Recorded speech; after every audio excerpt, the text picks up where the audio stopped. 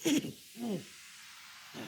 आपको भी कभी-कभी ऐसा महसूस होता है कि गले के अंदर कुछ फँसा हुआ हो, जिसको आप बार-बार खराश करके साफ करने की कोशिश करते हैं या खाँसी करके साफ करने की कोशिश करते हैं और कुछ सफ़ेद सा या पीला सा पदार्थ गले में से निकल के आता है? मैं आज आपसे पोस्टीरियर नेज़ल ड्रिप के बारे में बात करूँगा कि आखिर ये होता क्या है? पोस्टीरियर नेज़ल ड्रिप का मतलब है नाक का बलगम गले में गिरना। इसकी वजह से समस्या क्या होती है कि आपको गले में लगातार महसूस होता रहता है कि गले में कुछ फँसा हुआ हो, बाल जैसी चीज़ पड़ी हुई हो, जिसको हम लोग मेडिकल टर्म में बोलते हैं ग्लोबस सेंसेशन। और कई बार समस्या क्या होती है जब आप इंटरनेट पे ढूँढने जाते हैं, पहली चीज़ जो मिलती है आपको वो मिलती है कैंसर के लक्षण, जिसको देख के आप घबरा जाते हैं। आज मैं आपके इन्हीं सारी शंकाओं को दूर करूँगा।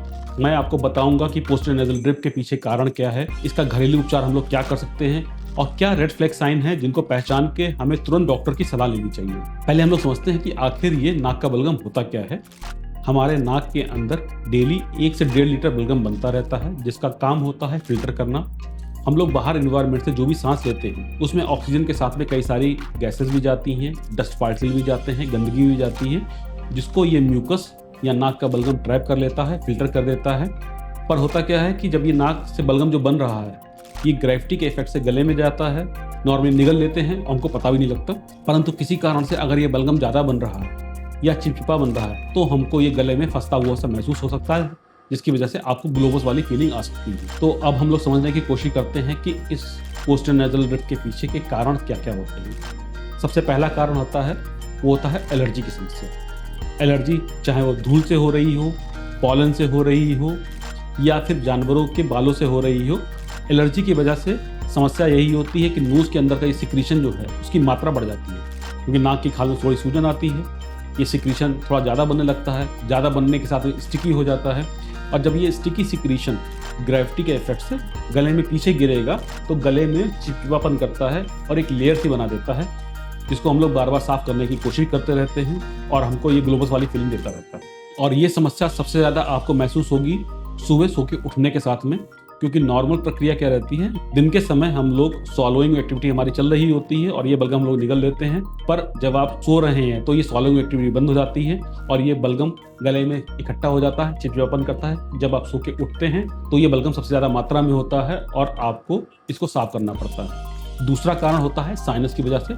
हमारी नाक के अंदर साइनस यानी कुछ हवा के गुबारे होते हैं। इन साइनस के अंदर नॉर्मल जो सिक्रीशन बन रहे हैं वो नाक के अंदर साइनस की ओपनिंग के थ्रू आते हैं और गले में पीछे चले जाते हैं, जिसको हम लोग निगल लेते हैं। परंतु किसी को अगर साइनसाइटिस की प्रॉब्लम है, साइनस में इन्फेक्शन की प्रॉब्लम है, तो साइनस का रास्ता सिकुड़ जाता है और ये बलगम प्रॉपर तरीके से निकल नहीं पाता है, ट्रैप हो जाता है और ट्रैप होने के साथ में कई बार इनमें कुछ इन्फेक्शन भी बन सकते हैं, जिसकी वजह से ये बलगम काफ़ी ज़्यादा गाढ़ा हो जाता है और ये स्टिकी सिक्रीशन जब हमारे गले में जाएगा तो ये पोस्टीरियर नेज़ल ड्रिप की समस्या करता है, जिसको हम लोग बार-बार साफ करने की कोशिश करते रहते हैं। तीसरा कारण होता है साइलेंट रिफ्लक्स की वजह से। साइलेंट रिफ्लक्स के बारे में हम लोग अपने पिछले वीडियो में डिस्कस कर चुके हैं। समस्या तब खड़ी हो जाती है जब पेशेंट को साइलेंट रिफ्लक्स के साथ में ये बलगम की समस्या भी हो रही हो। साइलेंट रिफ्लक्स में पेट का एसिड गले में आ रहा है, गले में सूजन कर रहा है, पर साथ में ऊपर से नाक का बलगम भी गिरेगा तो ये स्टिकीनेस को और ज़्यादा बढ़ा देता है और ऐसी कंडीशन में मरीज को एक नहीं 2-2 बीमारियों के इलाज की ज़रूरत पड़ती है। यानी कि रिफ्लक्स के साथ में उसको साइनस का ट्रीटमेंट भी देना पड़ता है, एलर्जी का ट्रीटमेंट भी देना पड़ता है, तभी मरीज को आराम मिल पाता है। चौथा कारण होता है ठंड की वजह से या जुकाम की वजह से। मौसम चेंज होने के साथ में फ्लू वगैरह के सिम्टम्स बढ़ जाते हैं। फ्लू यानी वायरल इन्फेक्शन। जब कोई वायरल इन्फेक्शन नोज़ के अंदर पहुंचता है तो पहुंचने के साथ में नोज़ के अंदर सूजन बढ़ाता है। स्वेलिंग के साथ में ये सिक्रीशन की मात्रा एकदम से बढ़ती है और ये बढ़ा हुआ सिक्रीशन जब गले में जाएगा तो स्टिकीनेस करेगा और इसी स्टिकीनेस की वजह से आपको पोस्टीरियर नेज़ल ड्रिप की समस्या हो सकती है और ये समस्या ज़्यादातर 1 से 2 हफ्ते रहती है। किसी मरीज में और ज़्यादा भी रुक सकती है। अगर ये समस्या 2 हफ्ते के बाद भी रुक रही है, नाक में अगर समस्या बनी रह रही है, तो तुरंत आपको विशेषज्ञ की राय लेनी चाहिए, जिससे कि वो इसका ट्रीटमेंट कर सके। 5वां कारण आता है बनावट की वजह से या स्ट्रक्चरल प्रॉब्लम की वजह से। नोज़ के अंदर कुछ स्ट्रक्चरल प्रॉब्लम जैसे कि नाक की हड्डी का टेढ़ापन, नोज़ के अंदर जो टर्मिनेट है उनका आकार बढ़ा हुआ होना, इन सब समस्याओं की वजह से नाक के अंदर का ये म्यूकस का ड्रेनेज कई बार इफेक्ट होता है। ये म्यूकस प्रॉपर तरीके से निकल नहीं पाता और इकट्ठा होना चालू कर देता है और ये इकट्ठा हुआ बलगम नाक को बंद करता है और ये जब स्टिकी सिक्रीशन जो है जब गले में फंसेगा तो हमको पोस्टीरियर नेज़ल ड्रिप की वजह से ग्लोबस वाली फीलिंग मिलवा सकता है। तो अब हम लोग जानने की कोशिश करते हैं कि आखिर इसका ट्रीटमेंट कैसे करना है। मैं सबसे पहले वो ट्रीटमेंट बताऊंगा जिसको आप घर पे आसानी से कर सकते हैं। पहला ट्रीटमेंट होता है स्टीम। सादे गर्म पानी से आपको भाप लेनी है, ज़्यादा कुछ उसमें डालने की ज़रूरत नहीं है। किसी बर्तन में पानी को उबाल के कपड़ा ढक के आप भाप लेना चालू करें। 3 से 5 मिनट दिन में 2 बार भाप लीजिए।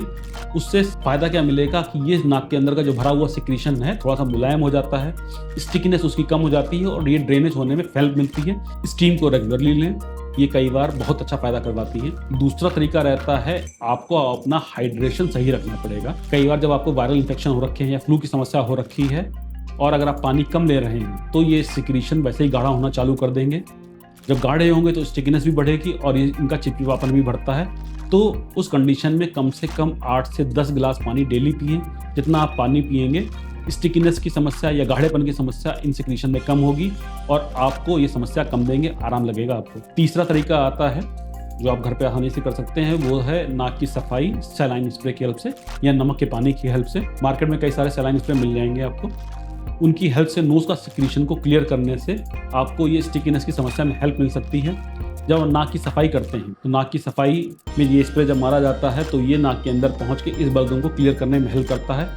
इस सफाई करने का एक और तरीका रहता है जिसको जलनीति बोलते हैं। जलनीति के अंदर एक स्पेशल तरह का लिक्विड तैयार करा जाता है जिसके अंदर आप रॉक सॉल्ट या सेंधा नमक, मीठा सोडा और सुहागा वगैरह को मिला के एक लिक्विड तैयार करते हैं जिसकी हेल्प से आपको नाक की सफाई करने में बहुत फ़ायदा मिलता है। चौथा तरीका जो आप कर सकते हैं वो रहता है सोते समय सर को ऊंचा करके रखिए। ऊंचा करने से आपको 2 फायदे मिलेंगे। अगर आपको साइलेंट रिफ्लक्स की समस्या है तो एक तो रिफ्लक्स में फ़ायदा मिलेगा क्योंकि पेट का एसिड रिफ्लक्स होकर उतना ऊंचाई तक नहीं पहुंचेगा और इफेक्ट अपना कम दिखाएगा। दूसरा फायदा मिलेगा जो नाक का बलगम है ग्रेविटी से गले में अटकेगा नहीं, नीचे चला जाएगा और आपको स्टिकीनेस की समस्या कम लगेगी। परंतु उसका मतलब ये भी नहीं है कि आप गर्दन को बहुत ज़्यादा ऊंचा कर दें। ये एलिवेशन लगभग 15 डिग्री का होना चाहिए। 15 डिग्री के एलिवेशन से आपको काफ़ी कुछ फ़ायदा मिल जाएगा। 5वीं चीज़ आपको ध्यान रखनी है, अगर आपको पोस्टीरियर नेज़ल ड्रिप की समस्या है, ड्रिंकिंग और स्मोकिंग से दूर रहें क्योंकि स्मोकिंग के साथ में नोज़ के अंदर कुछ सिलिया होते हैं या कुछ छोटी छोटी सेल्स बोलिए, उनका काम होता है बलगम को पीछे की तरफ पुश करना। वो प्रॉपर तरीके से काम नहीं करती। जब ये प्रॉपर तरीके से काम नहीं कर रही हैं तो ये सिक्रीशन पीछे की तरफ जाना कम हो जाते हैं, स्टिकीनेस उनकी बढ़ जाती है, ये बलगम आपको फंसता हुआ महसूस होगा।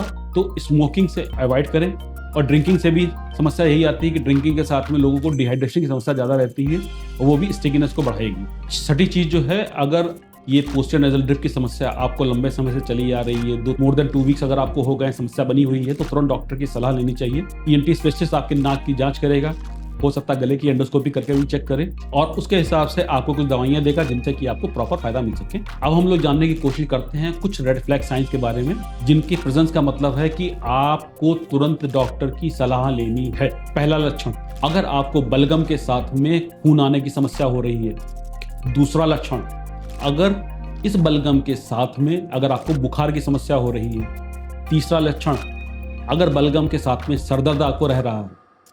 चौथा लक्षण, अगर आपको बलगम में बदबू की समस्या हो रही है। 5वां लक्षण, अगर इस बलगम के साथ में आपको चेहरे पे सूजन की समस्या हो रही है, भारीपन की समस्या हो रही है, तो इन रेड फ्लैग साइंस की प्रेजेंस में तुरंत डॉक्टर की सलाह लें क्योंकि इनकी प्रेजेंस का मतलब है या तो आपको साइनस की प्रॉब्लम हो रखी है या नाक के अंदर कहीं कोई मांस वगैरह बन रहा है जिसको तुरंत चेक होना जरूरी है। लेट करने पर समस्या और बढ़ती जाएगी जो बाद में आपको दिक्कत करेगी। अगर आपको हमारा वीडियो अच्छा लगा हो तो हमारे चैनल को सब्सक्राइब करें और इस वीडियो को और भी लोगों में शेयर करें। आपने इस वीडियो में देखा पोस्टीरियर नेज़ल ड्रिप यानी नाक का बलगम ग्रेविटी के इफेक्ट से गले में जाता रहता है, परंतु कुछ कंडीशंस में ये सिक्रीशन या तो ज़्यादा बन सकता है या गाढ़ा बन सकता है जिसकी वजह से आपको गले में स्टिकीनेस की समस्या या ग्लोवस की फीलिंग आ सकती है। और उस कंडीशन में अगर आपने ये ऊपर बताए हुए उपाय करे तो उससे आपको काफ़ी कुछ फ़ायदा मिल सकता है। परंतु अगर रेड फ्लैग साइंस अगर आपको मिल रहे हैं तो तुरंत डॉक्टर की सलाह लें और डॉक्टर को दिखाएं जिससे कि वो एंडोस्कोपी कर सके, नाक का एग्जामिन कर सके और वो जिस तरह से आपको दवाइयाँ बता रहा है उनको प्रॉपर तरीके से फॉलो करें। धन्यवाद।